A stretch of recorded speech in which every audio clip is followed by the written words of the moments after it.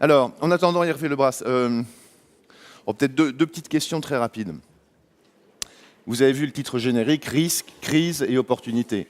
A priori, on vous sent très décontracté quand vous nous racontez qu'on est passé en un siècle ou un peu plus d'1 milliard à 7 milliards d'habitants, qu'on va être 2 milliards de plus en 2050. On n'a pas l'impression, en vous écoutant, que ça représente une crise ou que ça représente des risques.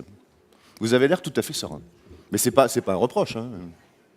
Argumenté. Vous voulez que je réponde tout de suite? Oui, bien sûr. Allez-y. Bien sûr, mais si vous regardez quelle est qu'est-ce qui s'est produit au cours de cette énorme croissance de la population, prenez un critère comme justement la quantité de protéines d'origine animale, vous avez vu, leur consommation s'est beaucoup accrue dans notre alimentation est meilleure, la proportion de personnes mal nourries a diminué, même si le nombre est resté le même, et c'est lié essentiellement à des questions de répartition, pas simplement celles que j'ai montrées, mais de répartition sociale. Et il y a un très bon indicateur. On reste à 800 millions de... Oui, exactement. Même si la population... Voilà. Et même si... Et puis il y a un autre indicateur qui, pour un démographe, est plutôt un indicateur solide, c'est l'espérance de vie dans le monde, le nombre d'années que on peut espérer vivre en moyenne, et il a augmenté dans des proportions énorme depuis 100 ans. Il y a 100 ans, l'espérance de vie dans la plupart des pays était comprise entre 30 et 40 ans, et en Europe, elle était au mieux de 55 ans. Vous savez maintenant qu'en France, l'espérance de vie sexe réuni a dépassé 80 ans, dépassé 82 ans au Japon, et dans la plupart des pays du monde, il y a quelques exceptions que je pourrais citer, mais dans la plupart des pays du monde, elle a augmenté dans des proportions énormes. Prenons un pays comme le Mexique. Il était à une espérance de vie en 1975 de 55 ans, il est à 75 ans. Prenez la Chine, prenez l'Inde, voilà le type même de pays où les progrès remarquables ont été faits. Donc, si on regarde un bilan sur un siècle, les progrès ont été formidables. Alors on me dit toujours « Ah oui, mais ça y est, c'est fini, on va buter contre le plafond ». Non, je ne crois pas, et je crois que vous l'avez vu assez raisonnablement. On va s'arrêter, sans doute un peu au-dessous de 9 milliards. Ça veut dire que dans les 35 prochaines années, la population mondiale va s'accroître d'environ un quart. Il n'y a pas de quoi quand même être effrayé. Tant mieux, tant mieux. Pour revenir aussi au XXe siècle, parce qu'on souhaitait parler des rapports entre économie et démographie, donc il y a eu à la fois un développement économique très important au XXe siècle, à la fois un développement démographique. Alors c'est un petit peu la question de la poule et de l'œuf. Qu'est-ce qui arrive en premier? C'est l'augmentation de la population qui précède le développement économique ou c'est l'inverse? Est-ce qu'on le sait? Un délégué, il y a une conférence célèbre de la population en 1974 à Bucarest, et les Américains voulaient imposer le planning familial, le rendre obligatoire dans l'ensemble du monde, sous prétexte de développement. Et le délégué algérien est monté à la tribune, et il a dit « Le meilleur contraceptif, c'est le développement ».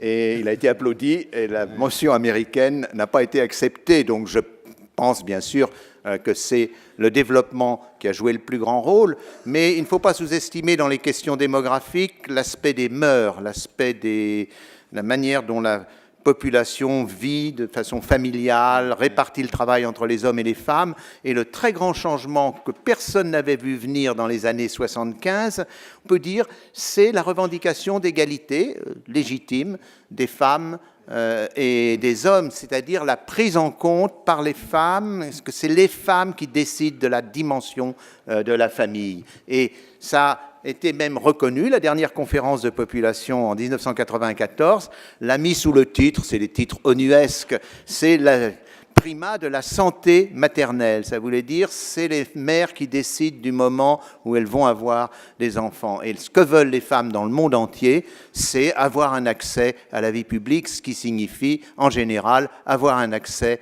à l'activité. Le paradoxe, c'est que, notamment dans les pays d'Europe où les femmes sont le plus actives, c'est là que la fécondité est la plus élevée. Donc, les femmes, d'une certaine manière, dans le monde entier, à part ces quelques pays d'Europe, ont tendance à faire ce qu'on appelait au début du siècle la grève des ventres. Tant qu'elles n'ont pas accès à une position publique ou une position dans le marché du travail, elles feront moins d'enfants, elles en feront d'autant moins qu'elles savent que faire des enfants gêne leur accès au marché public. À partir du moment où, comme on dit en France, on concilie vie professionnelle et vie familiale, à ce moment-là, la fécondité redevient de l'ordre de 2 enfants par couple. Alors, on vous écoute. Voilà les questions. Vous connaissez le principe. Voilà, ici. Voilà, là-bas. On vous donne la parole. Et après, ici. Voilà. Je me présente, Xavier Godard, chercheur consultant en mobilité urbaine. Je suis un peu étonné que dans les échanges qu'on vient d'avoir à l'instant, on n'ait pas cité le facteur déterminant de l'éducation, du niveau d'instruction, qui, me semble-t-il, va conditionner tout le reste. Donc, c'est peut-être important de le prendre en compte. Et je voudrais faire le lien avec l'exposé précédent de Jean-Louis Guigaud. Vous avez mis en évidence une éventuelle pression migratoire très forte qui viendrait de toute l'Afrique Est, Centre, Ouest. Le problème peut-être par rapport à l'exposé de Guigou, qui me parlait du capital, c'est que le capital circule très aisément et que les populations ont les plus grandes difficultés à migrer. Et peut-être que le problème politique fondamental de toutes ces visions en termes de développement et de flux migratoires, c'est celui-ci. Comment articuler les deux? Si vous pouvez nous en dire un mot, merci.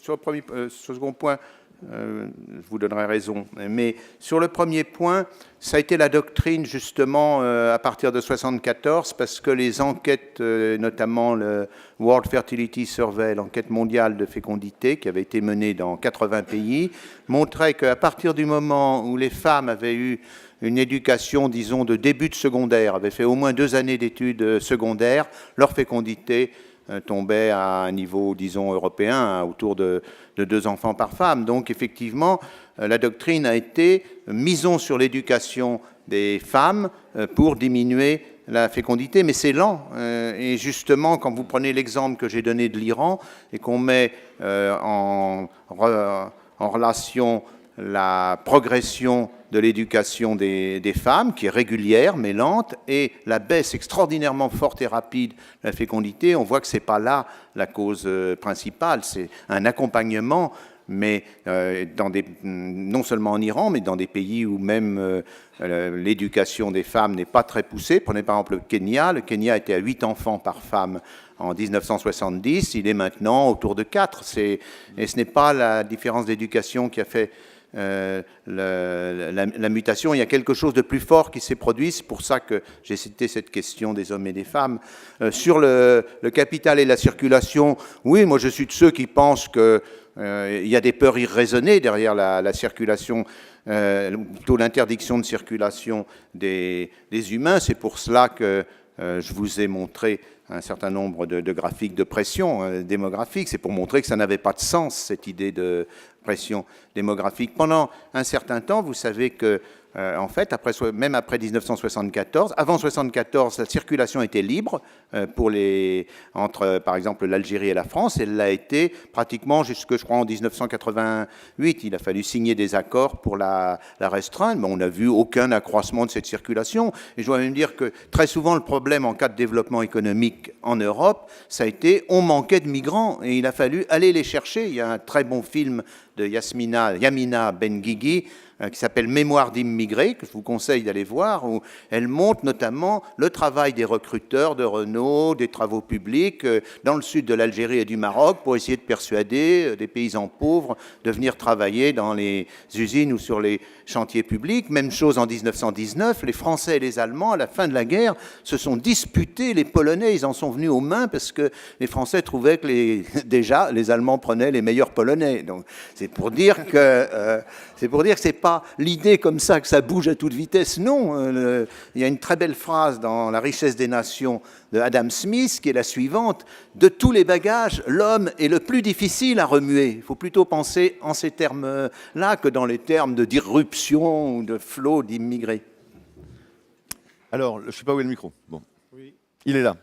Moi, oui, bon, non, mais le micro, alors il est où? Vas-y, Vincent, vas-y. Non, c'est bon? Oui, juste une question. Bon, on s'aperçoit que les populations ont un peu de peine. Oui, ici, pardon. Alors, Claude Barbier, pardon, comité départemental de spéléologie, pôle connaissance.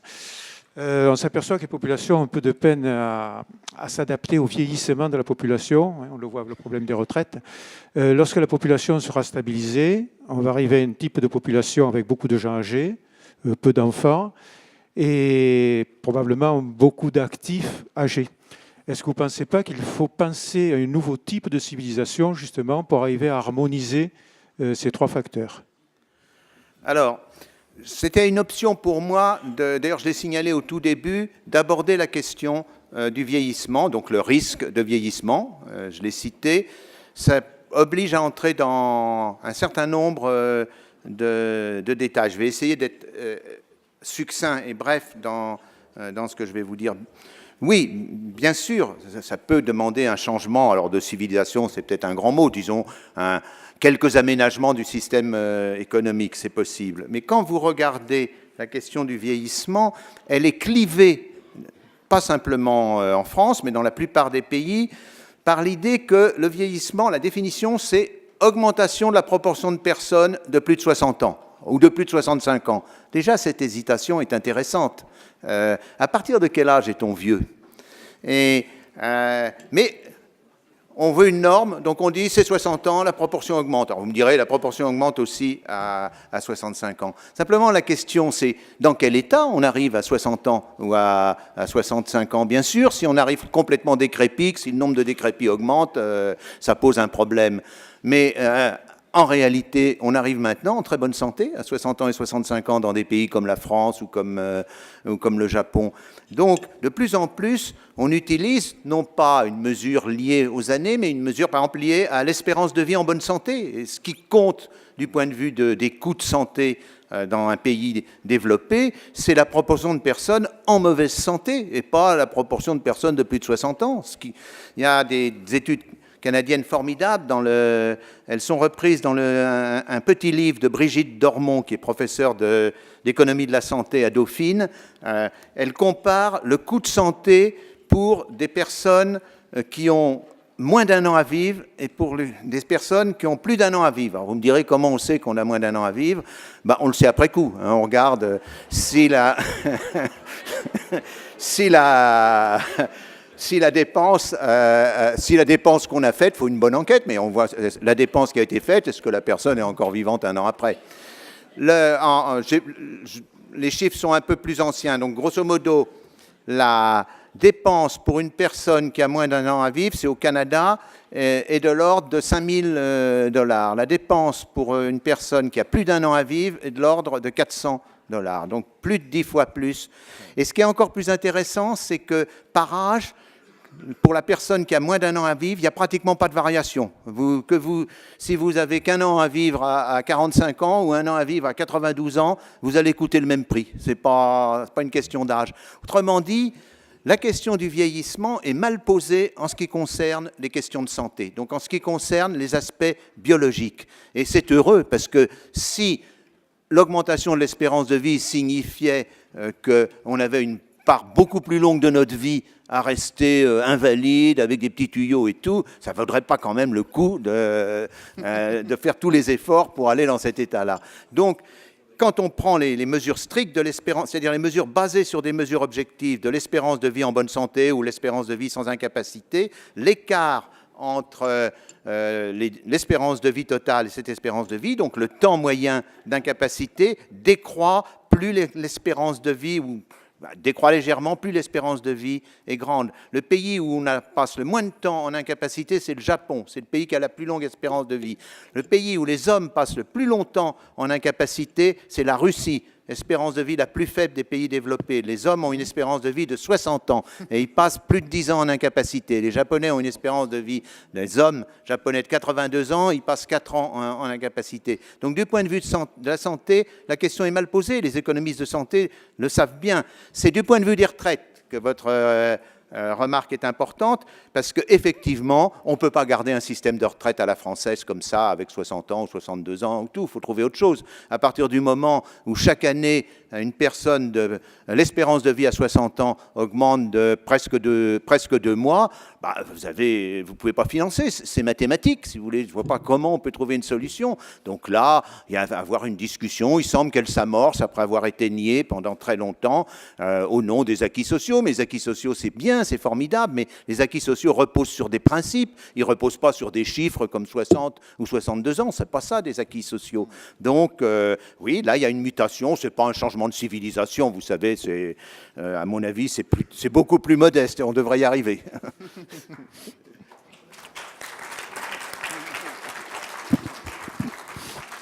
Et votre histoire d'anticipation et de tuyaux m'a rappelé une autre photographie qui avait été montrée dans une conférence sur le risque par un professeur de Rouen, dont j'ai plus le nom en tête. C'était dans une caserne de pompiers, et le commandant de la caserne avait eu l'idée absolument géniale de placer le panneau suivant: les tuyaux doivent être vérifiés à la veille de chaque incendie. Absolument. Allez, on va là-bas, et puis après ici, Vincent Courtillot, Jean-François Toussaint, voilà. Bonjour messieurs. Alice Janel, étudiante à Sciences Po. J'ai une question pour Monsieur Lebras. Merci pour cet exposé très intéressant, mais que j'ai également trouvé très optimiste. Dans la première partie de votre exposé, vous avez passé en revue différentes régions du monde et vous n'avez pas évoqué l'Inde. Or, en Inde, contrairement à la Chine, par exemple, il n'y a aucun contrôle de la population, que ce soit par une politique de l'enfant unique comme en Chine ou même les Indiens, depuis leurs expériences épouvantables de campagnes de stérilisation forcée durant les années Indira Gandhi, ne veulent pas entendre parler de contraception, d'aucun contrôle de la population. Et quand on voit des villes comme New Delhi, où bon, pour le moment ils roulent tous à scooter, mais je n'ose imaginer l'état de la qualité de l'air quand ils auront tous des voitures, je me demande si là, quand même, vous ne voyez pas un risque. Merci. Alors, sur l'Inde. L'Inde, c'est le bouc émissaire des gens qui ont peur de la surpopulation depuis très longtemps. Il y avait un rapport en l'université de Princeton en 1955 a fait un célèbre rapport qui s'appelle le rapport Cole-Hoover. Cole, plus tard, allait devenir le président de l'Association mondiale des démographes, et Hoover allait devenir le personnage que vous connaissez aux États-Unis. Et ils avaient conclu que dans moins de 10 ans, l'Inde allait s'effondrer. L'Inde, à l'époque, avait à peu près 350 millions d'habitants. C'était absolument impossible que ça continue. Quand on regarde avec le recul du temps, alors d'autres rapports ont continué à dire, et vous-même vous le dites, ça va mal en Inde. Non, quand on regarde bien les chiffres sur l'Inde, vous le savez, le progrès économique est rapide. D'ailleurs, c'est pour ça qu'il y a de la pollution à la Nouvelle-Delhi. Elle est mal contrôlée, mais enfin, il y a de la pollution parce qu'il y a des voitures, parce qu'on grille de l'essence ou du diesel. Du point de vue de la fécondité, l'Inde vient de passer, l'Inde, à l'époque du rapport Cole-Hoover, était à 5,5 enfants par femme en moyenne. On est passé au-dessous de 3 enfants par femme. Ce qui est vrai est que c'est un pays divisé, c'est-à-dire que l'Inde du Sud, le développement est plus rapide et la fécondité est tombée à un des niveaux européens, au Kerala, qui est cette partie sud-ouest de l'Inde.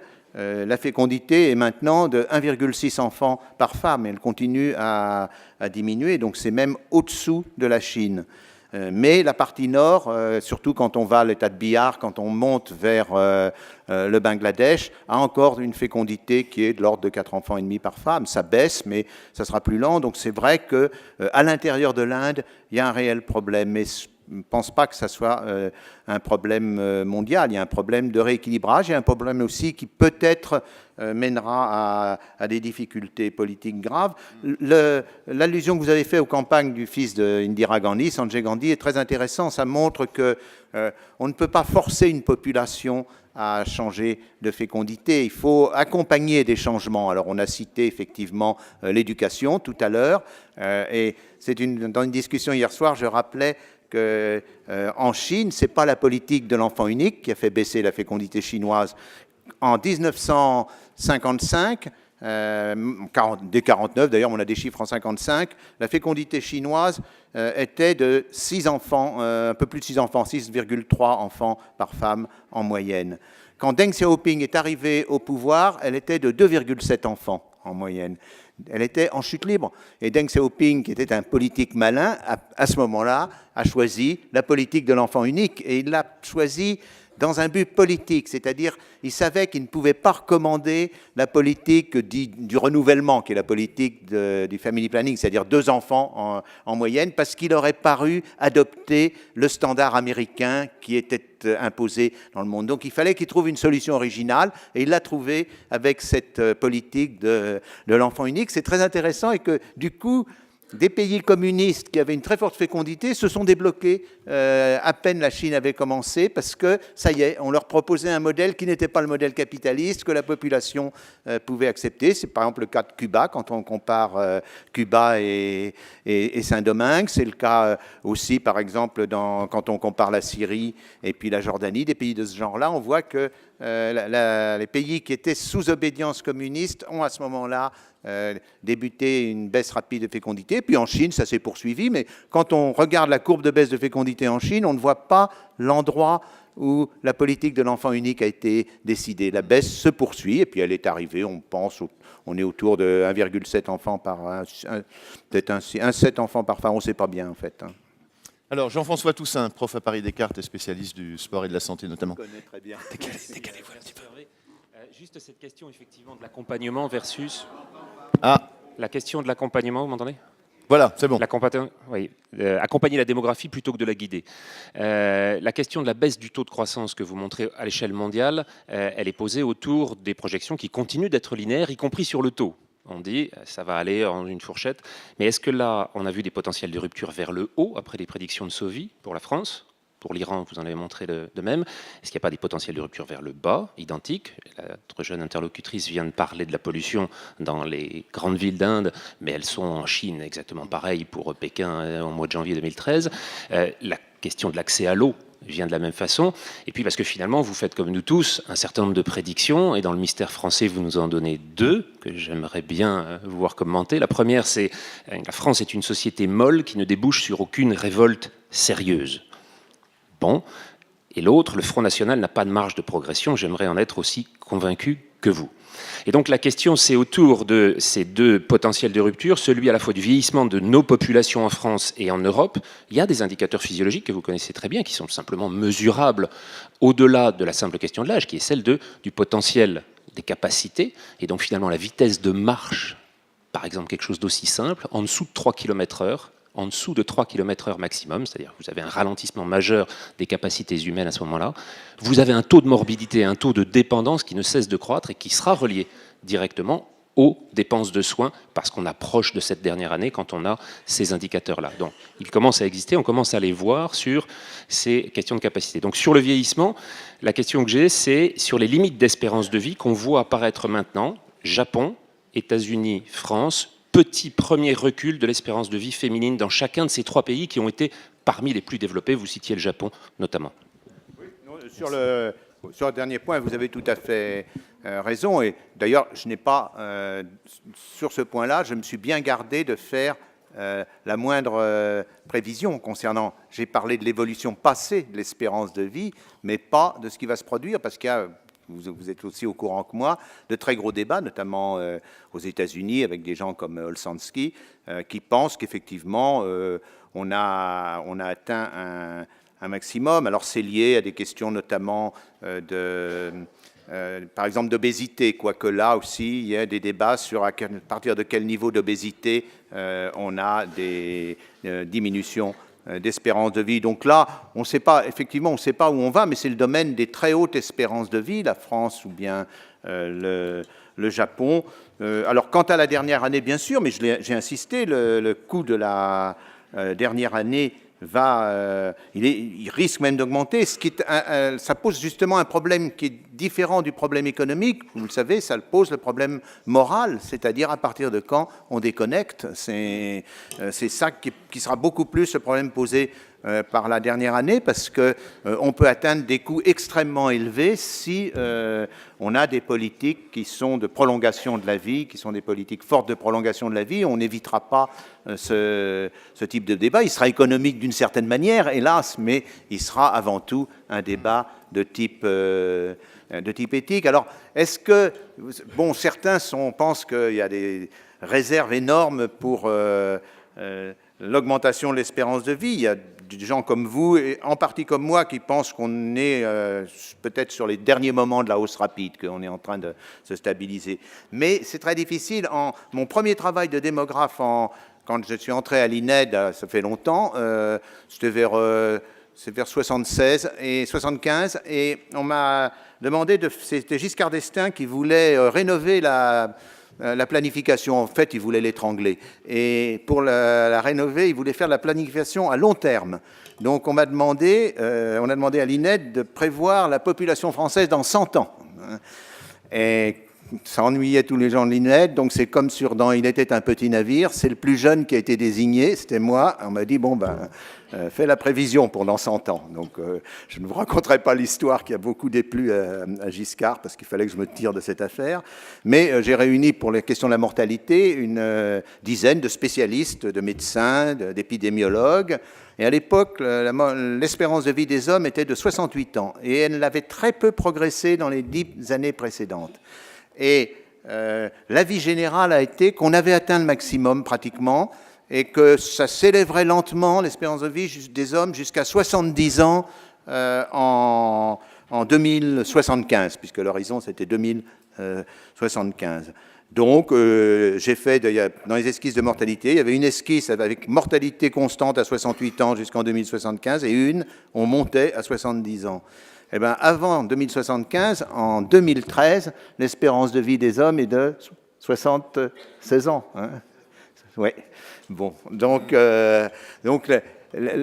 mais ce qui était intéressant, c'est que aucun des spécialistes, qui étaient des personnes remarquables, aucun n'avait senti la chose. Et je crois qu'on est, hélas, dans cette discipline, la démographie, et je ne parle pas de l'économie, on est dans une certaine incapacité à prévoir ce type de mouvement. Et vous avez évoqué le côté linéaire. Vous avez raison. Ce qui est très curieux quand on dessine sur des graphiques des évolutions démographiques, c'est qu'il y a des longues périodes de linéarité, à peu près de l'ordre de durée d'une génération. Et puis tout d'un coup, il y a un point de retournement et la direction change. Et c'est prévoir ce point de retournement qui est pratiquement impossible. Peut-être, j'entendais parler de théorie de l'émergence, etc. C'est-à-dire, on est dans un domaine sans doute où on n'a pas assez de connaissances pour prévoir ces points de retournement. Et vous l'avez vu dans la projection Sauvy, elle était bonne sur 10 années, et puis il y a ce point de retournement de 1945 qu'on ne pouvait pas prévoir. Et donc Giscard espérait être président toujours en 2075, si j'ai bien compris, c'est ça ? Oh, si, on l'avait poussé dans... Mais il espérait surtout fermer le commissariat général au plan. Vincent Courtillot. Oui, rapidement, je pense que ces tables rondes, une des choses que je trouve très intéressante depuis hier matin et l'année dernière où j'avais la chance d'y être déjà, c'est de rapprocher quelques exposés entre eux et d'essayer de voir comment ils se complètent ou comment ils s'opposent.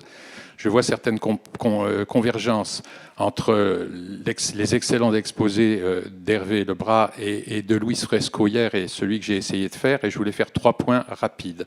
Le premier, c'est dire que pour ceux qui ont écouté attentivement cet exposé d'Hervé Lebras, il contenait pour moi une conséquence importante, c'est l'absence de tout fondement de la notion même et de la peur contre des soi-disant migrations climatiques. Je pourrais élaborer là-dessus, je pense que c'est une invention totale et qu'il n'y a absolument aucune évidence d'observation actuelle, sans parler de la prédiction. Le deuxième, c'est de dire que vous avez vu, et c'est la deuxième fois que je l'entends, cet étonnant exposé sur ce que peuvent les prévisions démographiques. Or, je pense que la démographie est une des disciplines dans lesquelles il est le plus facile de faire des prédictions solidement appuyées sur les observations récentes. Et vous avez vu pourtant ce qui pouvait se passer. Eh bien, je vous dirais sans inquiétude que les prédictions démographiques sont cependant, à mon avis, plus sûres que les prédictions climatiques, également approuvées par l'ONU, qui montre là sa capacité à se livrer à ce genre d'exercice. Et le dernier point, c'est la jeune femme qui a parlé il y a deux orateurs, me fait remarquer quelque chose que je pense, au moins Luis Fresco, Hervé Lebras et moi avons remarqué depuis longtemps dans nos exposés, et ça m'étonne d'une certaine façon, c'est combien les gens sont beaucoup plus sceptiques d'entendre des optimistes que d'entendre des pessimistes.